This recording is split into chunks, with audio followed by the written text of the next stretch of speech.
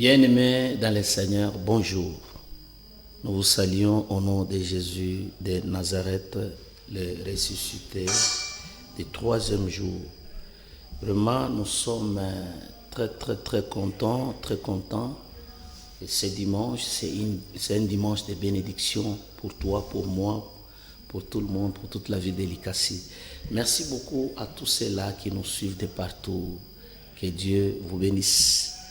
Nous voulons remercier le Seigneur. Pourquoi? Puisque c'est lui qui coordonne tout. C'est lui le patron. C'est lui le numéro un. C'est lui qui est en train de veiller sur nous chaque fois, chaque moment. En tout cas, nous avons le droit vraiment et le devoir de lui dire merci.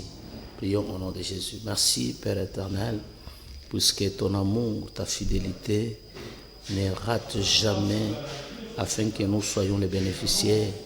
Nous te disons merci puisque nous savons que c'est toi qui nous donnes la vie, c'est toi qui nous fortifie.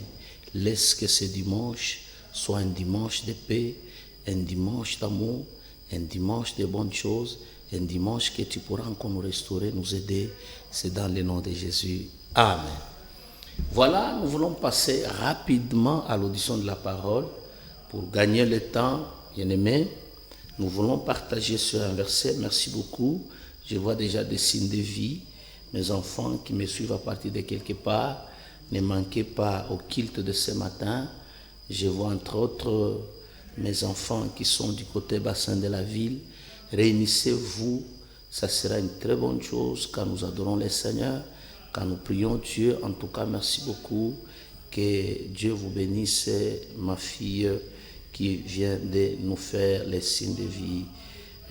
Que Dieu te bénisse avec toute la famille.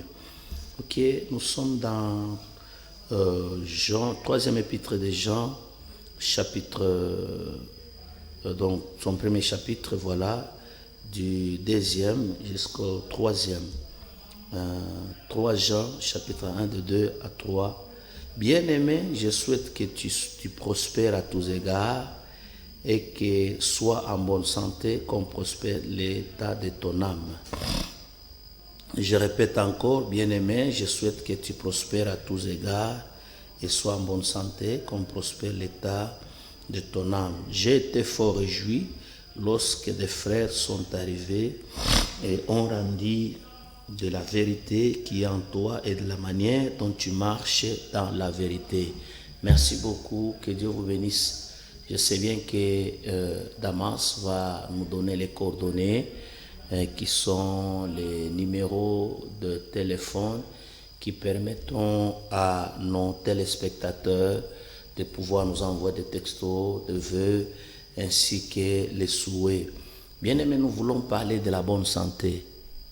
Est-ce que tu peux acclamer d'abord pour le sujet? Pourquoi? Parce que c'est déjà le statut de ce que tu vas consommer. Quand nous parlons de la bonne santé, ce qui veut dire qu'il y a une mauvaise santé.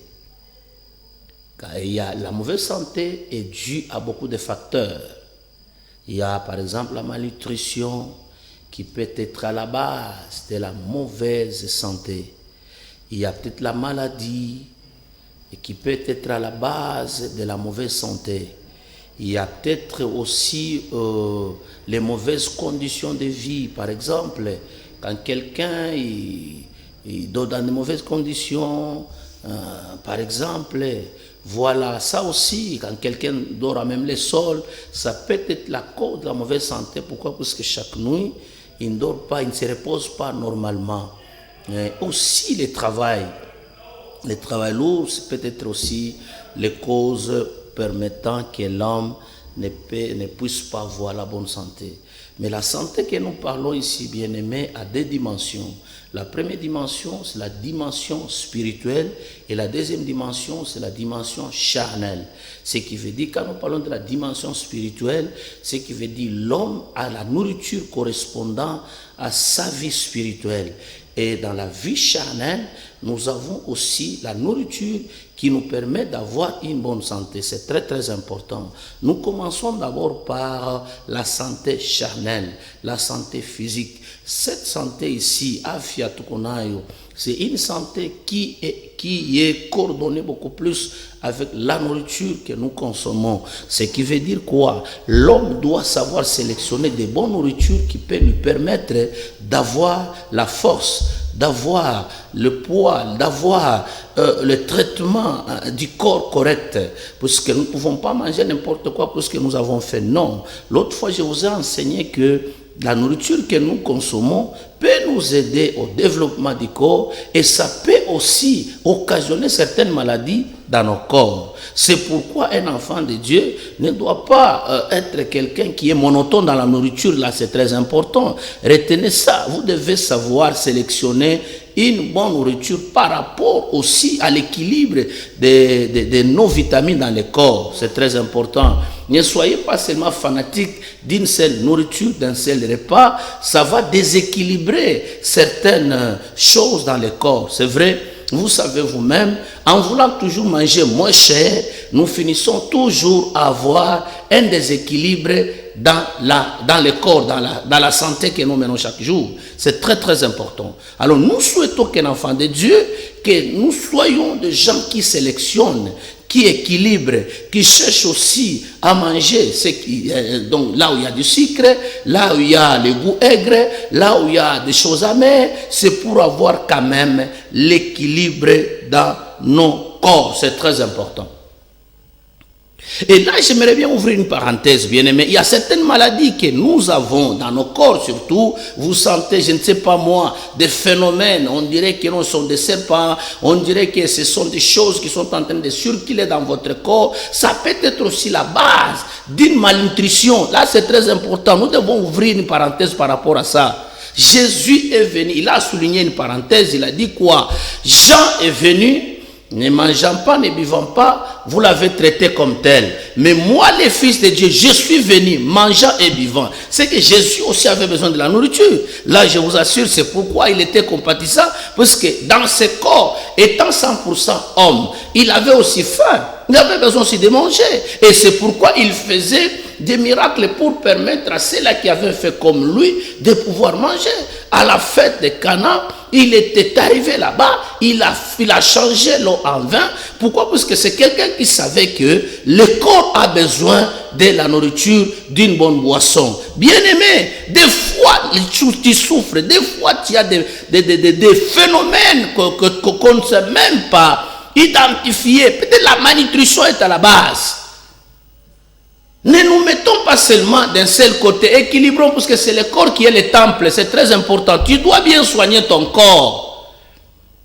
Pendant que je te parle ici, d'abord tu manges tard. J'ouvre une parenthèse, une autre parenthèse. Tu manges tard. Ça fait partie aussi de certaines faiblesses, de certaines fatigues que tu ne t'expliques pas, bien-aimé.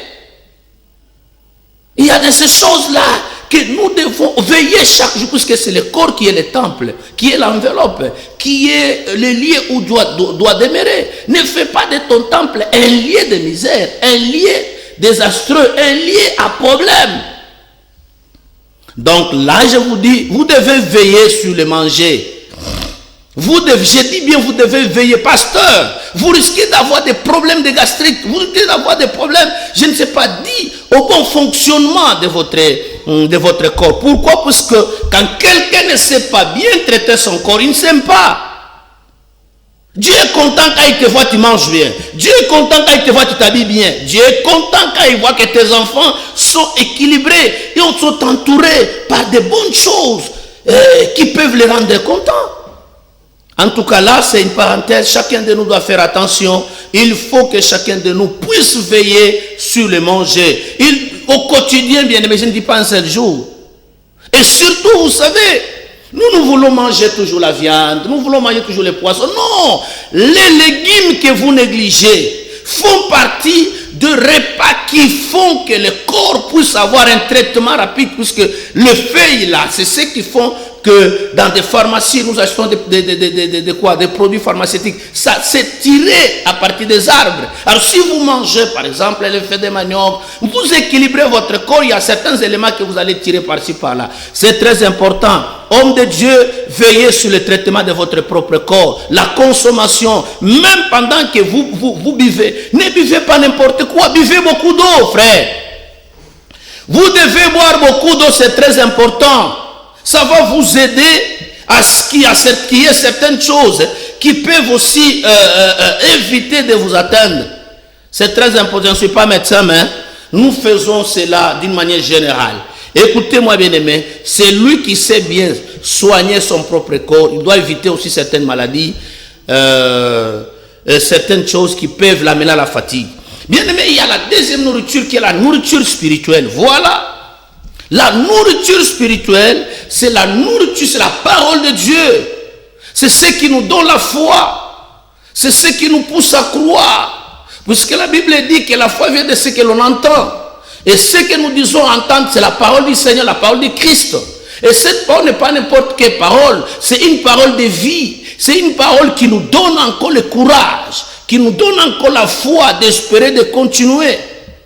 Mais quand un enfant de Dieu est malnutri spirituellement, il aura des sérieux problèmes. C'est pourquoi l'apôtre Jean, il dit à l'ancien Gaïs que j'aime bien que tu prospères et que tu sois en bonne santé, bien-aimé. Donc là, il présente l'âme, il présente le corps, il présente l'esprit. Quand quelqu'un est en bonne santé à tous égards, là nous voyons qu'il a une vie équilibrée. Et quand toi tu refuses d'aller à l'église, ce qui veut dire que tu es en train de te priver d'une nourriture précieuse, parce que celui qui va prêcher a été préparé.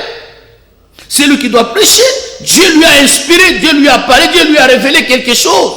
Il y a certaines choses que nous demandons des prophéties dont Dieu a déjà répondu dans une prédication dont on ne fait pas attention. C'est pourquoi un enfant de Dieu ne doit pas manquer l'équipement, ne doit pas manquer la Bible, qui est comme étant un appareil de mesure. Là, nous devons vérifier par rapport à ça, qu'est-ce que je dois faire.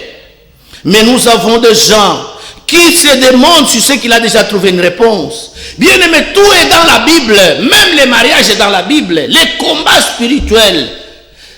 Tout ce que tu es en train de parler de charlatans, de sorciers, c'est dans la Bible. Comment est-ce que tu dois traiter un problème spirituel? Est-ce qu'il faudra-t-il le traiter, je ne sais pas moi, sur Facebook, sur WhatsApp?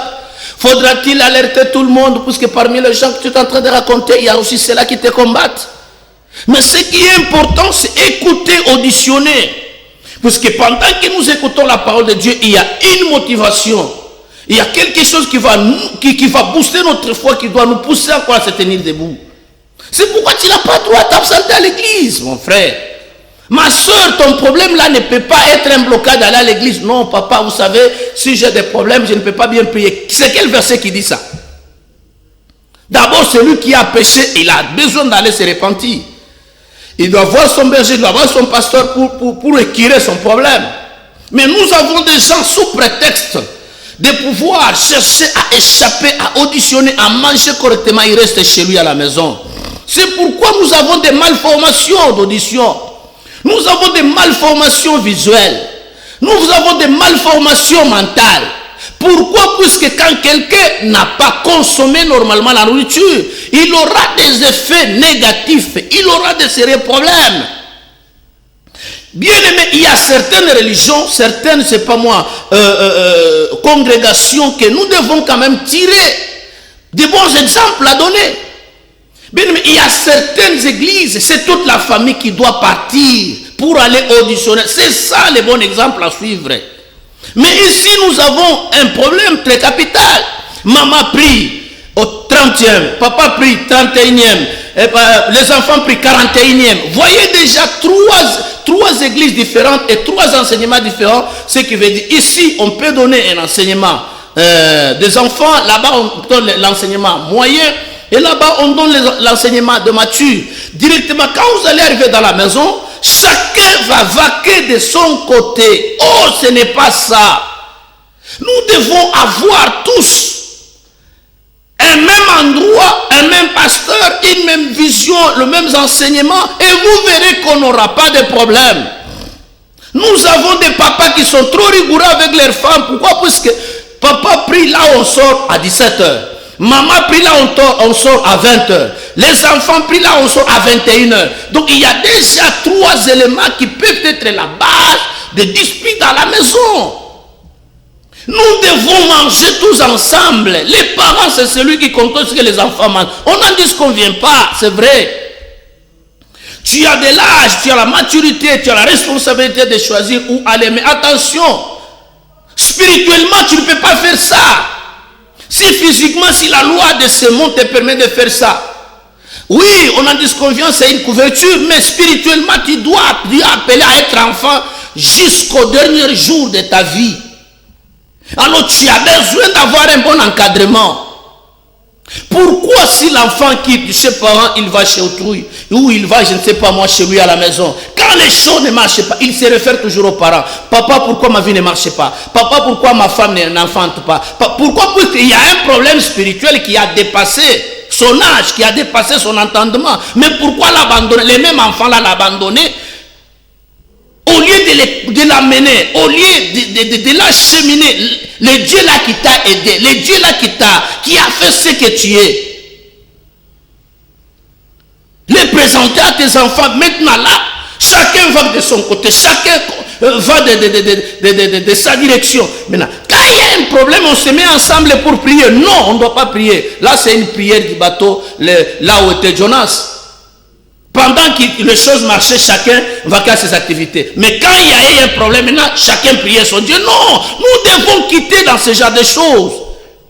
Nous devons arrêter ce genre de pratiques que quand il y a un problème, maintenant nous demandons à prier. Non, chacun de nous doit savoir que nous devons prier chaque jour. Dans les malheurs comme dans les bonheurs. Quand il y a un problème comme il n'y en a pas. Bien-aimé dans le Seigneur, mon souci de ce matin, c'est de dire aux parents, de pouvoir les apporter une bonne nourriture, de pouvoir les amener là où ils partent, de pouvoir les amener à un bon endroit, là où l'enfant peut poser la question. Écoutez, la Bible dit que si la femme peut poser des questions, il doit les poser à son mari. Mais ton mari ne prie pas avec toi.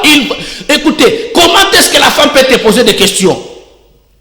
Tu ne pries pas avec ta femme. Comment est-ce que la femme peut te poser des questions?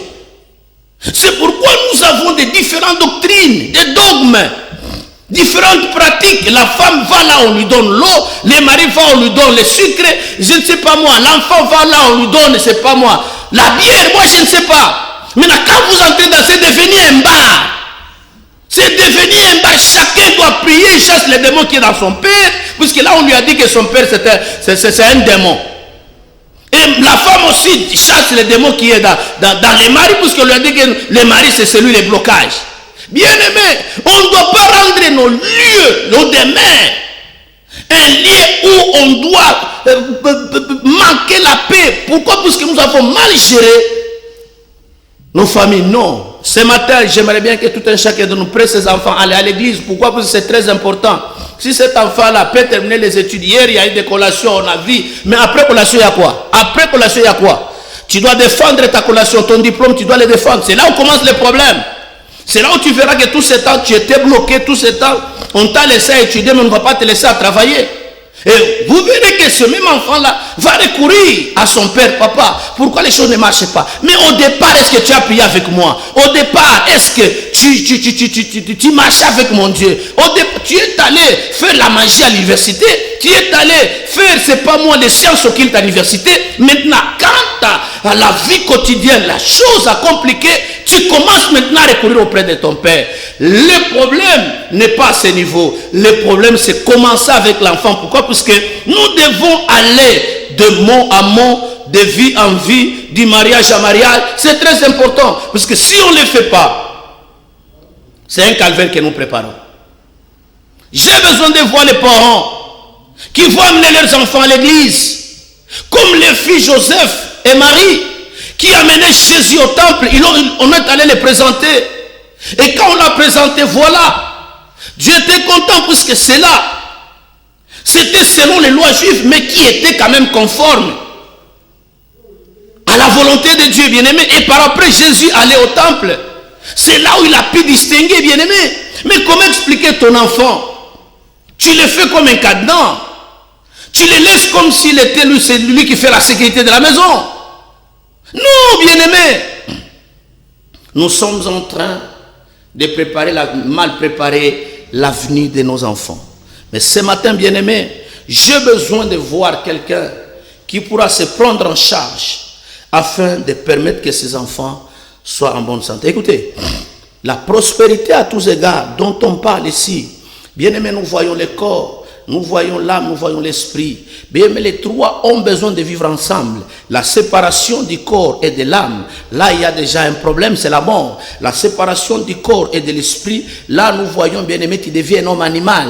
La séparation, bien-aimé, de ces trois choses, nous voyons la mort certaine. Ce que j'aimerais bien vous dire est que chacun de nous puisse militer pour sa prospérité intégrale. La prospérité, bien-aimé, nous voyons la croissance et nous voyons le développement. Dans le développement, bien-aimé, nous voyons une vie, et cette vie-là, c'est une vie qui nous donne l'aspect, qui nous donne la visibilité. C'est très important. Un enfant de Dieu doit avoir une vie de visibilité, une vie qui donne un bon aspect, qui attire, c'est très important.